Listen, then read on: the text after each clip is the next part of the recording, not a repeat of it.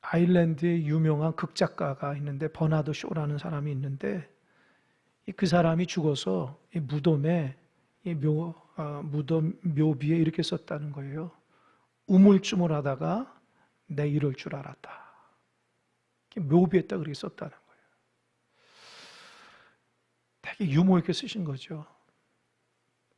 이제 버나드 쇼라는 사람이 그렇게 썼는데 물론 이게 뭐 잘못된 번역이다 이렇게 얘기를 하신 분도 있는데 이제 그 말은 뭐냐면 흘러가는 시간이 굉장히 소중하다는 거예요. 낭비하지 말고 그 시간들을 잘 활용하라. 이제 그런 의미입니다. 여러분 세월이 참 빠릅니다. 누가 그러더라고요. 자기의 나이 따라서 인생의 속도가 결정된다고. 30대는 30km로 달려간대요. 60대는 몇 킬로 달려가요? 60km 달려가요. 80대는 80km 달려가요. 그게 맞는 것 같아요. 세월이 그렇게 빠릅니다. 세월을 잡을 수가 없어요. 그런데 이 시간들이 여러분 그거 아십니까? 그 시간이 내 시간이 아니라는 거예요. 하나님께서 한정적인 주신 시간을 줬다는 거예요. 그래서 많은 사람들이 정말 잘 살고 싶어 해요. 건강하게, 행복하게 잘 살고 싶어 합니다. 그래서 많은 사람들이 어떻게 하면 잘 살지? 그래서 서점에 가면은 이 잘 사는 방법에 대한 아주 책들이 많아요. 이 처세술에 대한. 어떻게 하는 방법에 대해서. 그래서 그런 책을 보고 그런 거를 영상을 보고 그대로 따라해도 잘 안 돼요. 왠지 아세요? 나에게 맞지 않은 옷이기 때문에 그래요. 제가 곰곰이 생각해 보면서 이 잘 사는 것에 대해서 이 방법이 중요하지만 너무 방법론적으로 치우치다 보면은 잘 안 돼요. 그럼 어떻게 할까? 존재론적으로. 그게 무슨 말이냐? 나는 어떤 존재인데 나다운 방법으로 어떻게 살아가는 것이 중요하지 자기 존재를 다 무시하고 그냥 남 잘 사는 방법만 따라가다면 안 된다는 거예요. 내 자신이 어떤 존재인가를 잘 살펴봐야 돼요. 거기서부터 내가 어떻게 살아갈지 방법이 나오는 거예요. 여러분 이것이 신앙적으로 얘기하자면 굉장히 중요해요. 여러분 우리는 신앙생활하면서 정말 행복한 신앙이 됐으면 좋겠고 잘 신앙생활하는 신앙이 되길 소망합니다. 그래서 나름대로 어떻게 하면은 정말 신앙생활 잘할지 그렇게 고민하신 분도 있고 고민하지 않는 분들도 있어요. 그냥 흘러가는 시간 속에 그렇게 살아가는 분들도 있는데 우리 신앙인들은 신앙생활 잘해야 됩니다. 그렇게 하기 위해서는 내가 어떤 존재인가를 알아야 돼요. 신앙인이 세상의 사람처럼 따라서는 안 되는 거예요. 하나님께서 허락하신 신앙인답게 그 신앙의 모습으로 하나님께 기뻐하시는 모습으로 살아가는 것이 신앙생활 잘하는 방법이에요. 그래서 오늘 말씀은 우리가 잘 신앙생활하는 방법이 뭘까? 그런 고민 가운데 제가 말씀을 준비했습니다. 오늘 말씀은 에베소서입니다. 에베소서는 사도 바울이 에베소 교회 성도들에게 교훈하는 서신이에요. 사도 바울이 하나님의 은혜로 제2차 전도 여행 때에 전도하다가 하나님의 은혜로 에베소를 갔어요. 이 에베소는 항구 도시인데 아주 상업이 발달하고 사람들이 많이 모였을 뿐만 아니라 종교심이 강해요. 그래서 이 에베소에 가면 이 아데미시라는 여신이 있는데 아데미시 풍요 여신이에요. 그러니까 사람들이 그걸 깎아서 나누고 이렇게 집에 수호신처럼 다 그 열쇠고리처럼 다 갖고 있을 정도로 에베소는 그렇게 아주 종교심이 강한 동네입니다. 사도 바울이 복음을 전하다가 굉장히 어려움을 당했어요. 그래서 거기에서 이제 하나님께서 다른 데로 인도하셨습니다. 그리고 3차 다시 전도할 때에 하나님께서 에베소를 들게 하셔서 사도 바울 마음속에 아주 강한 마음을 주셨어요. 어떤 마음이냐? 에베소 교회를 이방인 교회에 주축되는 교회로 세워야 되겠다. 그래서 그곳에서 선교지 중에 가장 오랫동안 3년 동안 있으면서 하나님 말씀을 전했습니다. 특별히 우리가 잘 아는 두란노 소원을 세워가지고 사람들에게 하나님 말씀을 아주 체계적으로 가르쳤어요. 이제 그 뒤로 사도 바울이 이제 복음을 전해서 하나님의 감동으로 로마까지 갔는데, 이 로마에서 복음을 전하다가 1차로 감옥에 갇힙니다. 이 감옥이라는 것은 1차 때는 가택연금이에요. 그러니까 사도 바울이 어느 집에 이제 딱 갇힌 거예요. 나오지 못해요. 감옥하고 똑같죠. 거기에서 불편한 몸을 이끌고 살다가 에베소 교회 성도들로부터 소식을 듣게 돼요. 애착을 느끼고 믿음의 교회로 세워졌던 그 은혜로운 에베소 교회가 지금 어려움을 만났다는 거예요. 그래서 그 어려움을 만난 에베소 교회 성도들에게 하나님의 말씀의 교훈으로 쓴 것이 에베소서입니다. 이해가 되시죠? 제가 설교할 때마다 늘 배경을 설명하는데, 배경을 설명해야지 그 내용을 잘 깨달을 수 있어요. 배경 없이 그냥 그 말씀 보면 안 돼요. 그러니까 사도 바울이 에베소 교회 성도들에게 그 위기 때에 어떻게 살아가는 것이 참 신앙인가 얘기했습니다.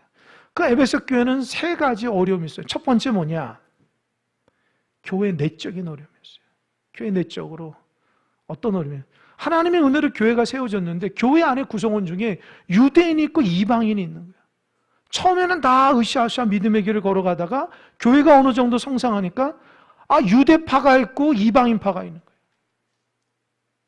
알력 싸움을 하는 거예요. 교회 안에서. 그러다 보니까 하나가 안 되는 거예요.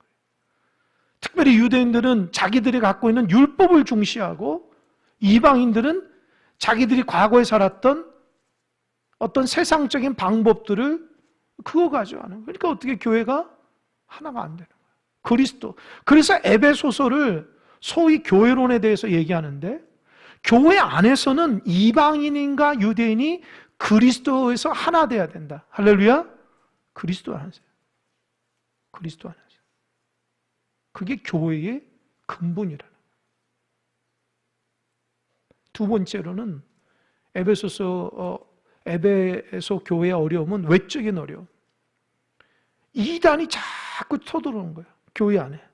그 당시 이단은 2종류의 이단이 있어요. 대표적인. 첫 번째 뭐냐? 유대적 율법주의자들. 여러분, 구원은 뭐죠? 예수님을 믿고 십자가에서 나를 위해서 죽으시고 부활하신 그 예수님 믿으면 구원입니다. 그런데 어떻게 해요? 율법주의자들은 그거 아니라, 그걸로 부족하다는 거예요. 어떻게 하나님 말씀 율법을 지키지 않은데 어떻게 구원받을 수 있냐? 율법을 잘 지켜서 의롭게 해야지 구원받는다. 겉으로는 그럴싸하지만 예수 그리스도가 빠졌기 때문에 그건 이단이에요. 여러분, 이게 중요합니다. 아무리 노력해도 그리스도 중심이 안 되면 바른 복음이 아니에요. 주님 십자가의 은혜, 나를 위해서 죽으셨다 살아나신 그 주님을 잘 믿어야지 구원받을 수 있습니다. 할렐루야. 그거 없이 신앙생활하면 구원 못 받아요. 그래서 여러분 한 사람 한 사람이 예수님에 대한 바른 구원에 대한 확신이 있어야 돼요. 여러분, 신앙은 종교가 아니에요. 여러분, 지식을 쌓거나 내면의 무슨 인격을 수양하기 위해서 신앙생활하는 게 아니에요. 우리는 예수 믿는 사람이에요. 할렐루야. 예수 믿고 구원받은 사람이라고요. 그 복음에. 근데 그 당시에 에베소 교회 성도들이 제법 열심히 한 사람들이 유대적 율법주의에 빠져버리는 거예요. 왜요? 예수 믿는 게 너무 심심하거든. 예수 믿는 게 아무 증거가 없는 것처럼 느껴져요. 그 제대로 믿지 못해서 그렇죠. 그러니까 뭔가를 막 해야 돼요. 뭔가를 많이 알아야 돼요. 그래야지 그게 신앙의 어떤 구원의 어떤 그 노력을 통해서 되는 거라 착각한다고요. 여러분도 우리 조심해야 됩니다.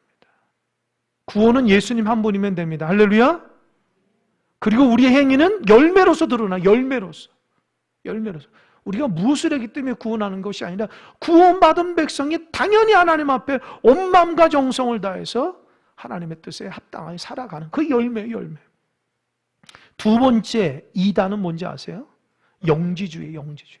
영어로 그노시스즘이라고 하는데, 그 영지가 뭐냐? 영적인 지식이에요. 그 사람들은 아주 교묘해요. 자기들은 하나님의 거룩한 영적인 지식이 있기 때문에 이것만 알면 된다네. 그리고 이 영적인 지식을 갖고 있으면 뭔 짓을 해도 괜찮다고 얘기해요. 이단입니다. 예수 믿는 사람이, 구원받았다고 하는 사람이 삶이 달라지지 않으면, 내 마음대로 막 살거나 죄를 졌어도 열매가 맺지 않으면 그건 구원받지 못하는 거죠. 그 영지주의가 그랬어요. 그래서 에베소 교회 안에서 신앙생활 뭡니까? 잘하지 못한 사람, 그냥 대충 하는, 소위 대충 하는 사람들이 이런 데 빠졌어요. 왠지 아세요? 아니, 영지주의를 알면은, 영지를 알면 영적 지식, 구원은 따놓은 당상이거든요. 그리고 그 구원의 지식을 갖고 있으면 뭔 짓을 해도 죄라고 여기지 않으니까 그런 것에 빠지는 거예요. 그러다 보니까 어떻게 해요? 신앙생활 너무 쉽고, 그냥 구원만 받고 싶고 내 마음대로 살고 싶은 이 에베소 교회 성도들이 거기에 많이 빠진다는 거예요. 그걸 알고 사도 바울이 편지를 쓴 거예요. 그게 외적인 교회의 도전이에요. 세 번째는 뭐냐? 세상 문화가 교회 안에 들어오는 거예요. 헬라 문화권 안에. 그러니까 이 에베소도 헬라 문화권에 있지 않습니까? 그러니까 이 사람들이 복음을 듣고 세상에서 예수님 믿고 교회 안에 들어왔는데 이게 성숙하거나 거듭나지 않았어요. 그래서 여전히 세상의 문화를 그대로 살면서 교회 안에서 신앙생활을 하는 거예요. 그거 어떻게 해요? 세상의 문화가 자꾸 교회 안에 들어오는 거예요. 세상의 모습들이. 그러다 보니까 에베소 교회가 타락하게, 이 경건함이 사라지는 거예요. 경건치 못한. 그러니까 이거에 대한 에베소 교회가 위기가 오니까 사도 바울이 에베소 교회 성도들에게 이들에게 교회 내적인 어려움, 교회 외적인 어려움, 세상과 끝없이 내려오는 그 물결 속에서 어떻게 하면은 하나님의 귀한 교회를 하나님의 성도답게 잘 살 수 있을까 말씀하고 있는 게 오늘 본문이에요. 오늘 본문 15절 자막 한번 볼까요? 15절 한번 읽어보겠습니다. 시작. 그런즉 너희가 어떻게 행할지를 자세히 주의하여 지혜 없는 자같이 하지 말고 오직 지혜 있는 자같이 하여. 여러분 15절 처음에 뭐라고 그랬어요? 단어가 그런즉. 이게 접속사거든요. 여러분 그런즉이라는 말은 여러분 누구하고 얘기할 때 그런즉 그러므로라고 얘기할 때는 어떤 뜻이에요? 자막됐습니다. 앞에 있는 내용에 대한 설명이 종합됐기 때문에 그 다음이 이어져 가는 거예요. 이해가 되시죠? 그러니까 사도 바울이 그 5장 앞부분에 뭐라고 얘기했기 때문에 15절에 그렇기 때문에 우리가 자세히 주의해서 어떻게 행할지를 지혜 있는 사람처럼 살아가자 이렇게 얘기하거든요. 그럼 앞에 사도 바울이 뭐라고 얘기했을까? 여러분 잘 들으십시오. 사도 바울은 에베소 교인들에게 아주 정확하게 너희들은 과거에 어둠이 있었던 사람이라는 거예요. 예수 믿기 전에 어둠의 사람이었다는 거예요. 그러나 예수 믿고 빛의 사람이 되어서 하나님의 백성이 됐다. 그러니까 어떻게 해요? 이제부터는 빛의 자녀처럼 빛의 열매를 맺으며 살아가는 거예요. 빛의 열매는 세 가지예요. 따라해보세요. 착함, 의로움, 진실함. 이걸 가지고 살아가라는 거야. 그러니까 어둠에 있었던 너희들이 예수 그리스도 안에서 빛으로 바뀌었는데 존재가 그런 바뀐 존재가 이 세상 가운데 어떻게 해요? 빛의 열매를 가지고 살아가요. 근데 그 빛의 열매는 착한 사람들, 진실한 사람들, 의로운 사람의 모습이 드러나야 돼요. 여러분, 제가 늘 얘기하지만 예수 믿는 사람이 착해야 돼요. 그게 온전한 신앙이야. 예수 믿는데 악하고 착하지 않고 그러면 안 됩니다. 여러분 말씀대로 살아가고요. 기도하며 살아가는데 안 착할 수가 없어요. 우리가 예수 믿는 증거가 착하고 두 번째는 의로워야 돼요. 불의한 것들을 싫어야 돼요. 불의한 것들을 용납하면 안 돼요. 하나님 기준에 의로워야 돼요. 세 번째는 진실해야 돼요. 우리가 밥 먹듯이 거짓말을 하고 거짓말을 당연하게 생각하면서 인생을 살아가면 안 돼요. 그러니까 어떻게 해요? 거짓말로 살아가는 사람에게는 진실을 얘기하면 불편한 거예요. 의롭게 살아가는, 불의하게 살아가는 사람에게 의로움을 얘기하면 불편한 거예요. 얘는 도둑이 뭐라 그러죠? 재발절인다고 그러잖아요. 여러분, 우리가 정말 착하고 진실하고 의롭게 살아가야 돼요. 세상은 너무 착한 사람을 바보라고 여겨요. 세상이 너무 악하니까 의롭게 살아가는 사람을 쪼다라고 여긴다. 진실한 사람을 바보처럼 여겨요. 아니, 적당히 거짓말하면서 처세술을 써서 살아가지 뭘 그렇게 진실하고 뭘 그렇게 의롭고 뭘 그렇게 착하게 살아. 바보처럼. 사도 바울은 착하고 의롭고 진실한 것이 빛의 사람들의 특징이라는 거예요. 예수 믿는 사람이 그런 빛의 열매가 있어야 돼요. 평생 싸워야 됩니다. 여러분 갖고 있는 신앙이 정말 진실하고 착하고 의로운 신앙이 되시길 바랍니다. 어느 순간부터 우리의 신앙이 세상에 너무 물들다 보니까 하나님의 진실함 가운데 순종할 줄 몰라요. 너무 우리 자신의 불의함으로 살아가니까 의로운 하나님의 그 성품과 말씀에 우리가 순종할 줄 몰라요.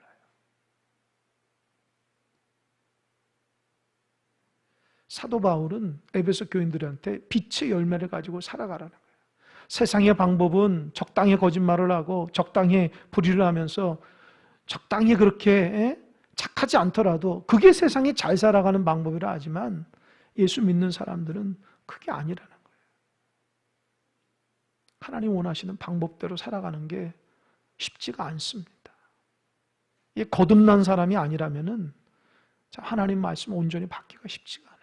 그 말씀대로. 너무 우리가 세상에 젖어 있기 때문에 세상의 문화가 너무 젖어 있기 때문에 그 문화가 올바른 것 같고 우리가 이렇게 신앙생활하는 것은 되게 지루하고 되게 힘이 없어 보이고 세상에 루저들만 있어서 예배하는 것처럼 그런 마음을 갖고 있으면 안 돼요. 여러분 하나님이 살아있다면 우리의 신앙이 얼마나 진실한 신앙인은 꼭 깨닫는 여러분 되시기 바랍니다. 하나님 말씀이 잘못되고 하나님이 잘못된 게 아니라 세상이 악해진 거죠. 사도 바울은 이게 에베소 교회 성도들에게 빛의 열매를 왜 어둠 가운데 살아가냐? 너희는 그리스도 안에서 빛의 열매인데 왜 어둠을 즐기며 왜 어둠 가운데 살아가냐? 그렇게 하지 말라는 거예요. 그러면서 이 땅 가운데 빛의 열매로 살아가는데 오늘 두 가지 얘기하려고 합니다. 두 가지. 16절입니다. 16절 한번 자막 한번 볼까요? 한번 읽어보겠습니다. 시작. 다시 한번 시작. 여러분 잘 들으십시오. 제가 이게 잘 들으라고 얘기하는 부분은 중요하기 때문에 그래요. 예수님도 진실로 그런 얘기를 했잖아요. 중요해요.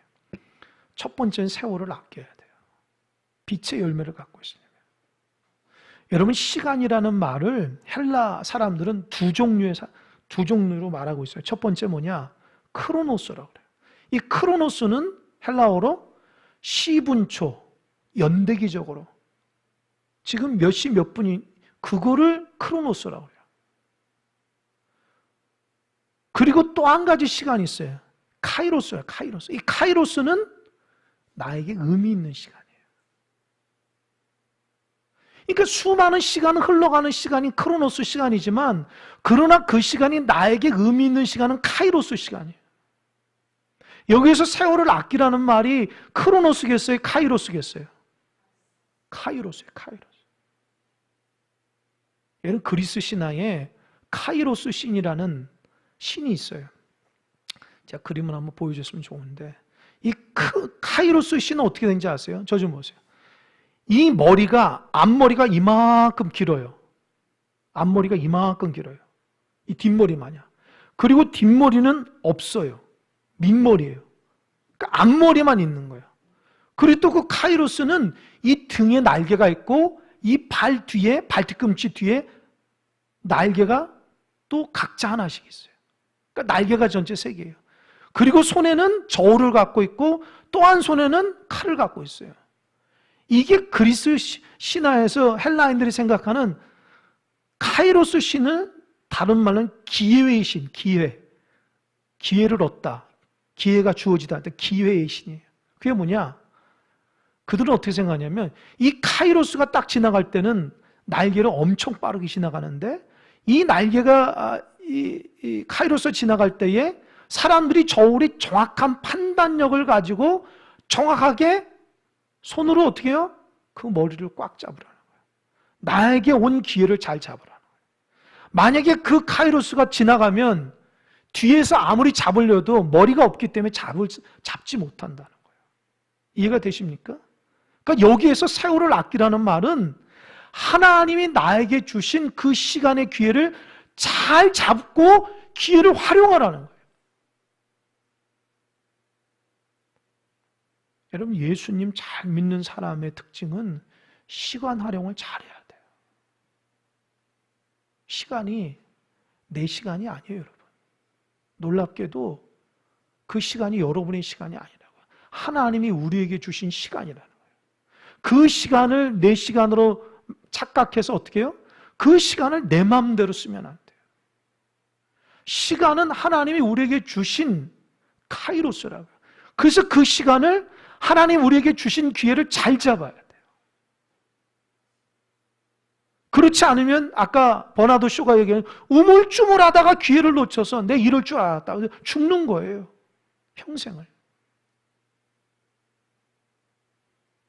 여러분, 기회는 왔을 때 잘 잡아야 돼요. 지나가면 안 돼요. 하나님이 우리에게 주신 기회를 잘 잡아야 돼요. 그 기회 가운데 어떻게 해요? 빛의 열매로 선한 삶을 살아가라는 거예요. 왜 세월을 아끼라고 그러죠? 16절 다시 한번 보세요. 왜 세월을 아껴야 됩니까? 뒤가 뭐라고 그랬어요? 때가 악하기 때문에. 이게 뭐예요? 때가 너무 악하기 때문에 너희들이 하나님 주신 시간을 소중히 여기라는 거예요. 이런 때가 악하기 때문에 심판의 때가 얼마 남지 않았으니까 너희들이 하나님 주신 시간을 빛의 열매로 착함과 의로움과 진실함으로 살아가야지 악함과 불의함과 불경건함으로 살아가지 말라는 거예요. 사도 바울이 깨닫는 거예요.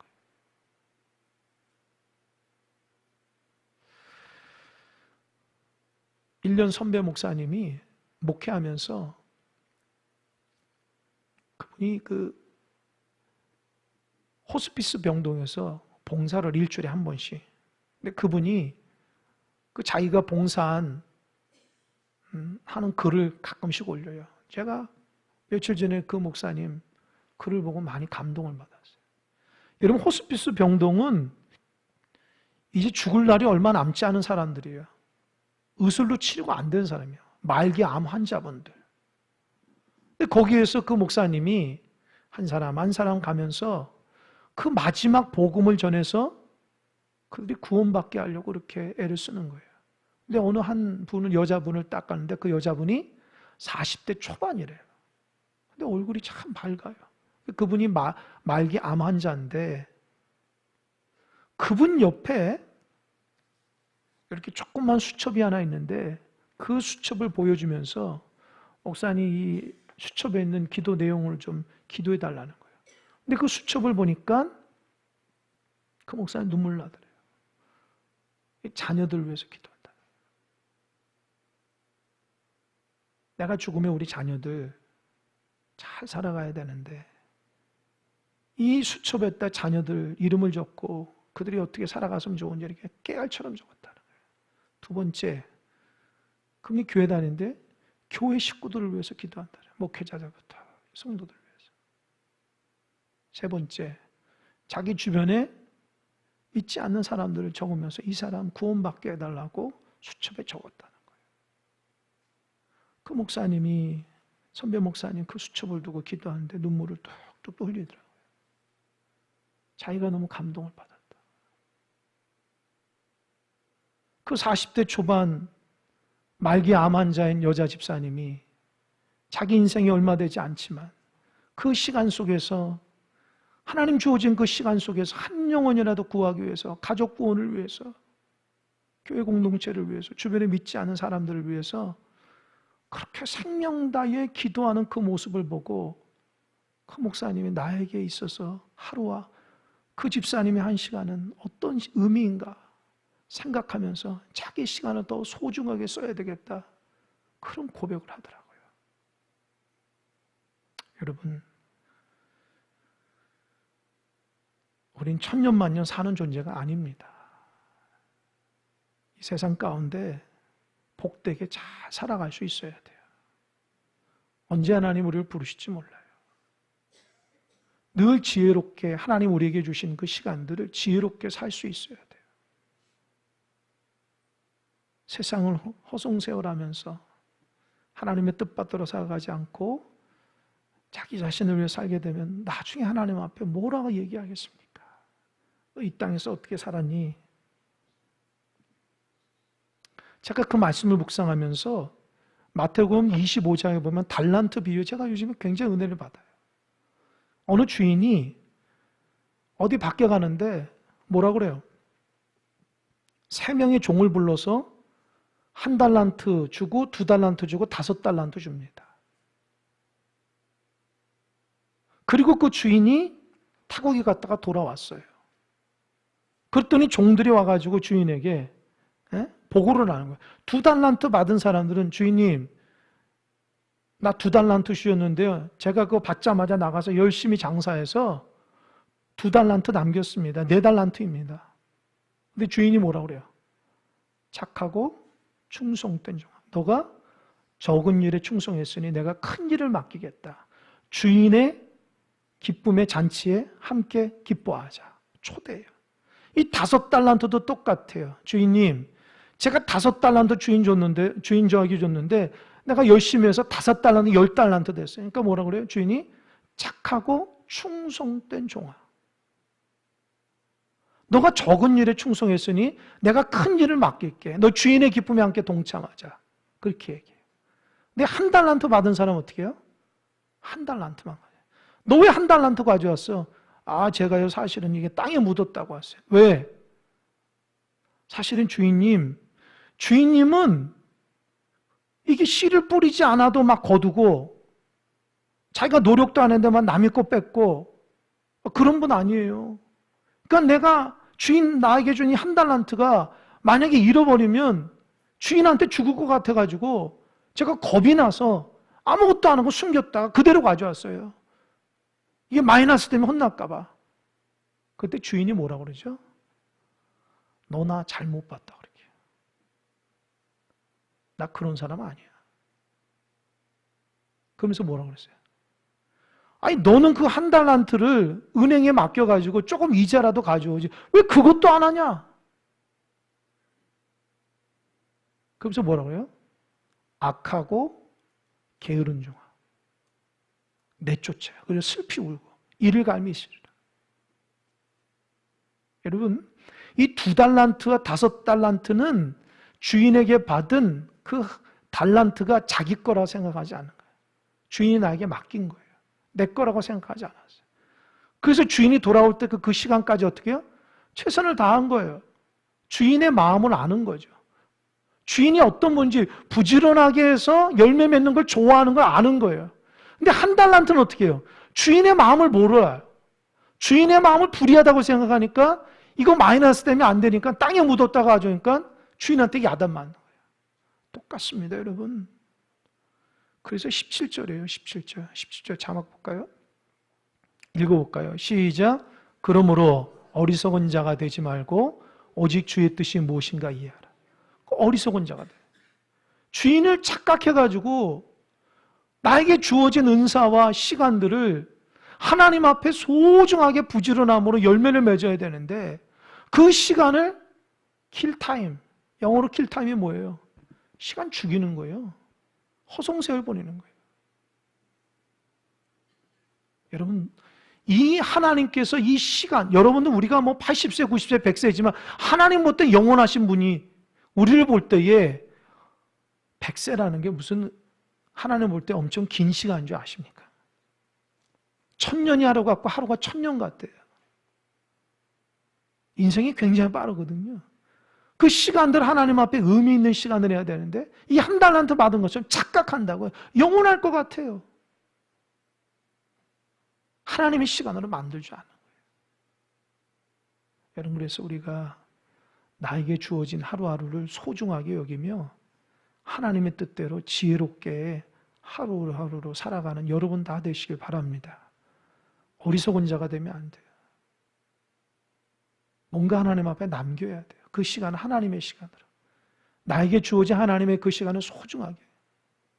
똑같이 예배해도 은혜 받는 시간이 되게 되고, 똑같이 기도해도 은혜 받는 시간이 되고, 똑같이 직장에서 일해도 건강하고 행복하고 하나님과 함께 동행하는 시간이 되어야 돼요.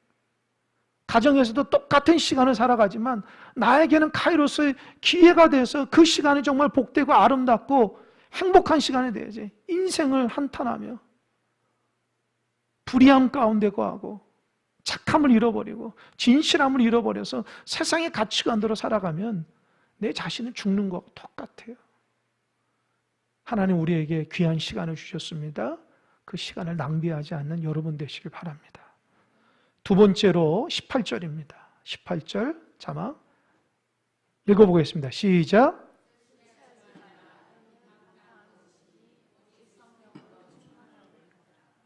두 번째는 술 취하지 말라는 거예요. 그러니까 그 당시 에베소 교회 성도들은 앞에서 얘기했지만 세상 문화에 젖어있던 사람이 교회 문화권에 딱 들어왔는데 어떻게 해요? 그걸 못 끊어온 거예요. 세상 것들을 못 끊어요. 여러분 우리 술만 얘기하는 게 아니에요. 세상 문화를 그대로 따라 사는 거예요. 그래서 아마 여러분들 중에는 뭐 그런 분들도 있죠. 뭐 술 마시는 분들도 있고 뭐 세상에 젖어 사는 사람도 있죠. 근데 여기에서 말하고 있는 사도 바울은요, 에베소 교회 안에 술 취함이 일어났던 사람이에요. 술 취하며 예배하고 술 취하며 살아가고. 예전에 제가 전에 있던 교회에서 제가 신방하면서 되게 당황스러울 때가 있었어요. 어느 교회 집사님, 어느 구역의 집사님을 신방하는데 그 목사님하고, 그 집사님하고 예배하고 식사하는데 그 집사님 그래요. 목사님, 이거 비밀입니다. 다른 사람한테 얘기하면 안 돼요. 무슨 얘기냐 했더니, 목사님 이 동네에 우리 교회 장로님 계시잖아요. 그렇죠. 그 장로님의 밤에 술 취하면서 노래해가지고 흥얼흥얼 것을 자기가 운동하다 봤다는 거예요. 그래서 창피해가지고 고개를 푹 숙이고 갔다는 거예요. 제가 뭐라 그럴게요? 제가 뭐라 그럴게요? 하나님이 왜 그걸 보여줬을까요? 왜 보여줬을까요? 왜요? 고발하라고? 아니요. 기도하라고. 기도하라고.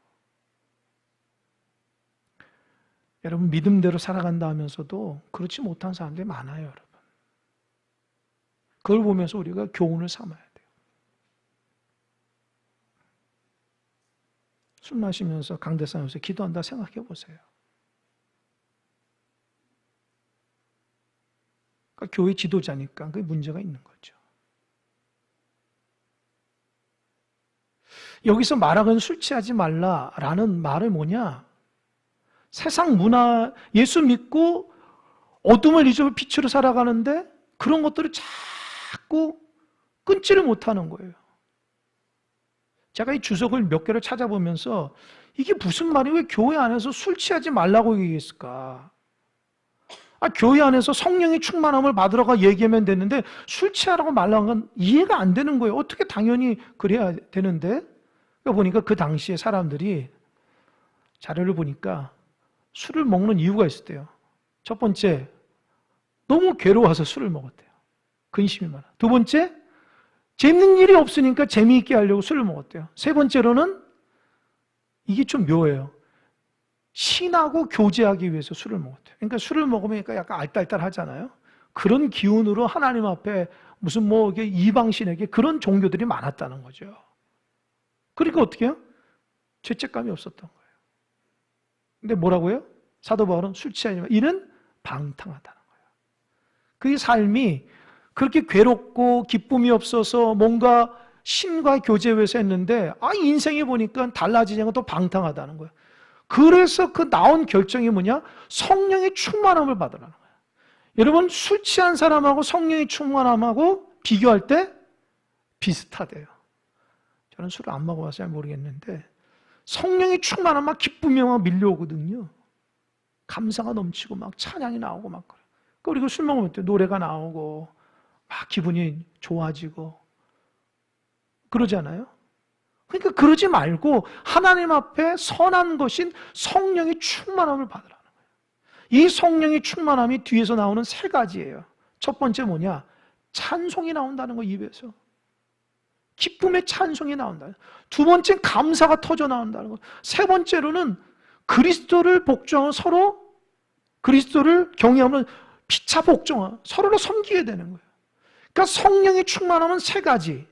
찬양이 입술이 되고 감사의 입술이 되고 서로를 섬기는 입술이 된다는 거예요. 왜 그럴까? 여러분, 성령의 9가지 열매라고 들어보셨어요? 성령 충만하면은 이 성령이 우리 안에 성품으로 자리 잡아요. 사랑과 희락과 화평과 오래 참음과 자비와 양성과 충성과 온유와 맨 끝에 뭐죠? 절제니.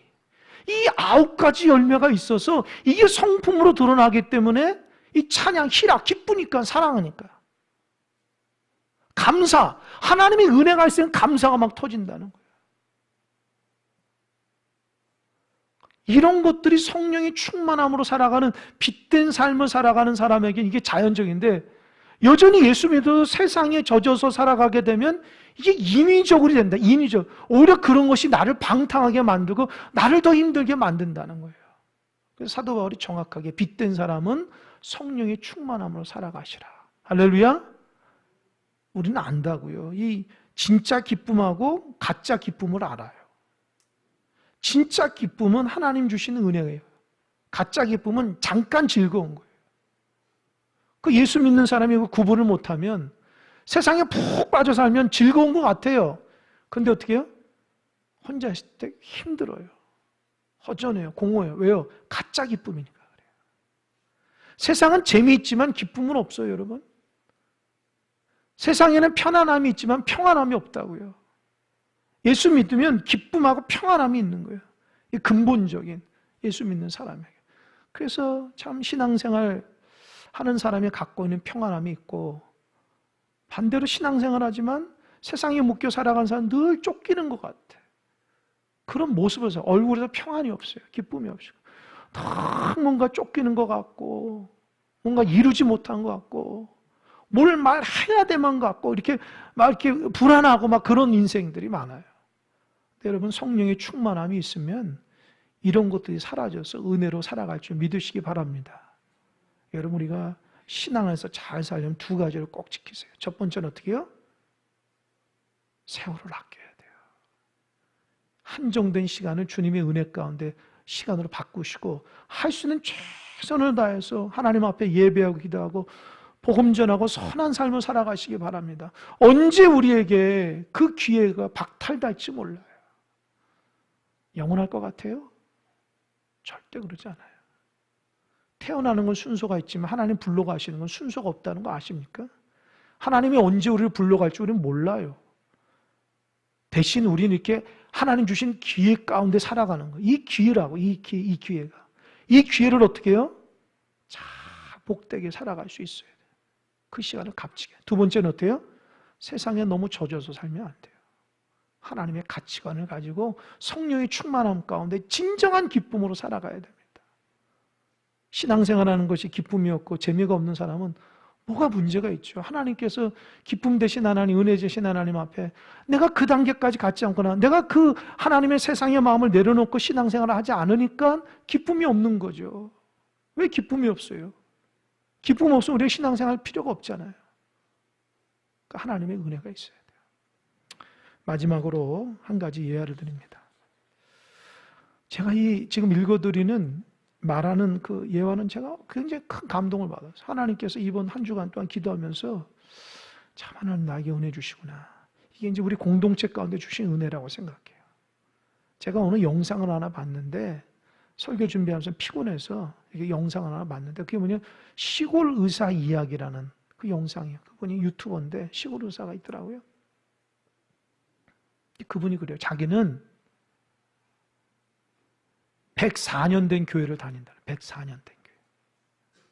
시골의 작은 교회래요. 104년 된 교회를 다닌다. 그 교회를 다니 30년이 됐대요. 자기가 부모님 따라 신앙생활 하다가 하나님의 은혜로 의과대학을 가서 다 과정을 마치고 고향에 내려와서 작은 병원을 운영하고 있대요. 그래서 자기에게 주중에 일어났던 이야기들을 얘기하는데 그 교회가 104년 되는데 처음으로 홈커밍데이라고, 이게 뭐냐면 자기 교회를 거쳐갔던 사람들을 초대하는 거예요. 104년이 됐으니까 얼마나 많은 사람 갔겠어요. 물론 시골 교회니까 많지는 않죠.